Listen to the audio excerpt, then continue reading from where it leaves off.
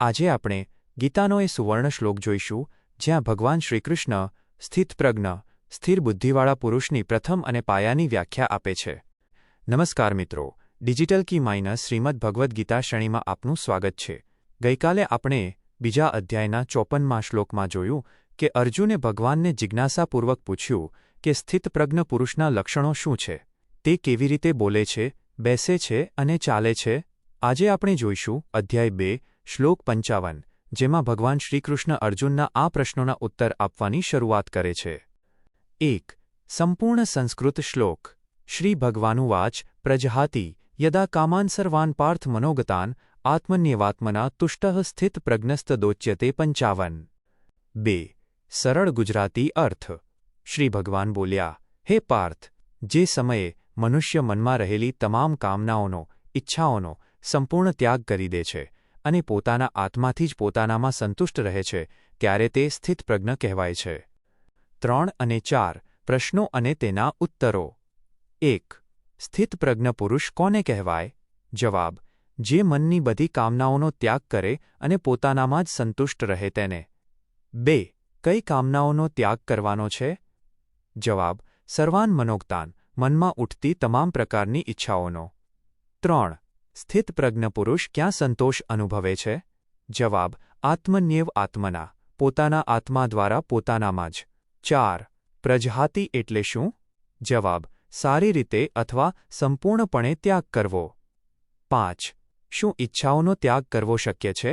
જવાબ: હા, જ્યારે મનુષ્યને આત્માનો પરમ આનંદ મળે છે ત્યારે દુન્યવી ઈચ્છાઓ આપોઆપ છૂટી જાય છે. 6. આ શ્લોકમાં ભગવાન અર્જુનને શું કહીને સંબોધે છે? જવાબ: પાર્થ. 7.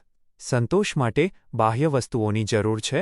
જવાબ: ના, સાચો સંતોષ આંતરિક છે, બાહ્ય પરિસ્થિતિ પર આધારિત નથી. 8. તુષ્ટઃનો અર્થ શું થાય? જવાબ: સંતુષ્ટ અથવા તૃપ્ત. 9. આ શ્લોક મનની કઈ અવસ્થા દર્શાવે છે? જવાબ: પરમ શાંતિ અને આત્મનિર્ભરતાની અવસ્થા. 10. આ શ્લોક કયા અધ્યાયનો છે?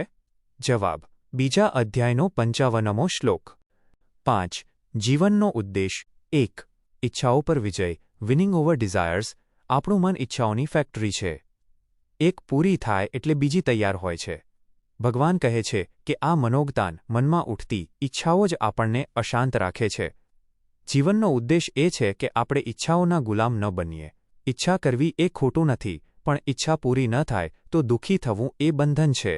જે ક્ષણે આપણે ઈચ્છાઓ પર કાબૂ મેળવીએ છીએ તે ક્ષણે આપણે સ્થિતપ્રજ્ઞતા તરફ પહેલું ડગલું માંડીએ છીએ. 2.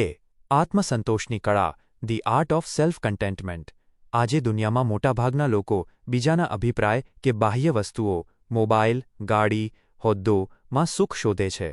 ભગવાન કહે છે, આત્મન્યેવાત્મના તુષ્ટઃ. જીવનનો ઉદ્દેશ એ હોવો જોઈએ કે આપણે અંદરથી એટલા સમૃદ્ધ બનીએ કે આપણી ખુશી કોઈ ચીજવસ્તુની મોહતાજ ન હોય. જ્યારે તમે તમારી જાત સાથે ખુશ રહેતા શીખી જાઓ છો ત્યારે આખી દુનિયા તમારી સાથે ખુશ રહે છે. 3. બુદ્ધિની સ્થિરતા, સ્ટેબિલિટી ઓફ ઇન્ટેલેક્ટ. સ્થિતપ્રજ્ઞ એટલે જેની બુદ્ધિ સ્થિર છે. જીવનમાં ગમે તેવા તોફાનો આવે, પણ જે માણસ પોતાની આંતરિક શાંતિ નથી ગુમાવતો તે જ વિજયી છે. જીવનનો ઉદ્દેશ એ છે કે આપણે આપણી બુદ્ધિને પરમાત્માના જ્ઞાનમાં સ્થિર કરીએ. આ અવસ્થા પ્રાપ્ત કરવા માટે આપણે કોઈ જંગલમાં જવાની જરૂર નથી, પણ સંસારમાં રહીને જ મનને અંદરથી તૃપ્ત રાખવાનું છે. નિષ્કર્ષ ટૂંકમાં: 1. મનની કામનાઓનો ત્યાગ કરવો એ જ માનસિક શાંતિનો માર્ગ છે. 2. સાચું સુખ તમારી અંદર જ છે, તેને બહાર શોધવાનું બંધ કરો. 3. આંતરિક સંતોષ એ જ સ્થિર બુદ્ધિનું મુખ્ય લક્ષણ છે. મિત્રો, આજે આપણે જોયું કે જે મનુષ્ય પોતાની અંદર જ સંતુષ્ટ છે તે જ સ્થિતપ્રજ્ઞ છે. હવે પછીના શ્લોકમાં ભગવાન વધુ ઊંડા ઉતરશે અને સમજાવશે કે દુઃખમાં મન કેવું હોવું જોઈએ અને સુખમાં કેવી વૃત્તિ રાખવી જોઈએ. ડિજિટલ કી સાથે જોડાયેલા રહો. આવતીકાલે ફરી મળીશું રાત્રે 8 વાગ્યે. જય શ્રી કૃષ્ણ.